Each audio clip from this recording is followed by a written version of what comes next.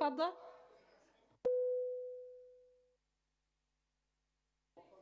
Assalamu alaikum wa rahmatullah wa sallallahu ala nabi al-karim.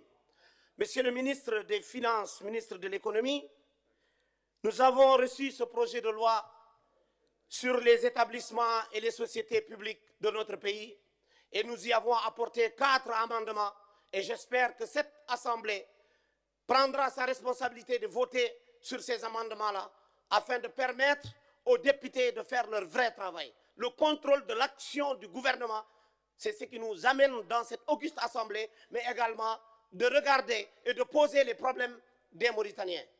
Monsieur le ministre de l'économie, je voudrais vous dire ici, même si nous parlons des établissements publics, je vais quand même aller voir les établissements autres qui ne sont pas publics, tels que Tazias, tels que MCM. Qu'en est-il? Parce que ce projet de loi, il parle des établissements et des sociétés publiques.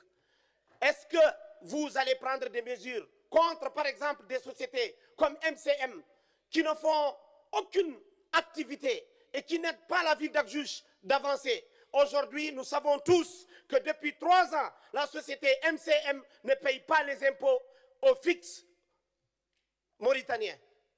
Qu'en est-il réellement? Et ces gens, leur convention va se terminer au mois de juillet 2025.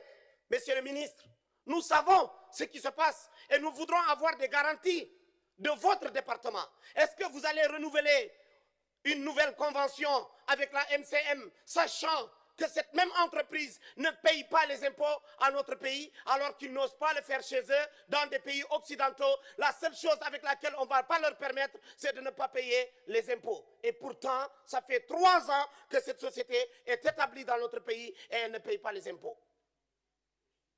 L'autre aspect sur lequel je vais rebondir, même si ce n'est pas dans le sujet de ce projet de loi, c'est qu'aujourd'hui, dans la vallée, au niveau de Bababé, dans le département de Bababé, au niveau de la commune de Haïrembar, de Haïregoler, de Sénébousobé, l'État mauritanien a pourtant mis en place un nouveau ministère du patrimoine de l'État et c'est les préfets, les gouverneurs qui continuent à gérer les terres comme bon leur semble.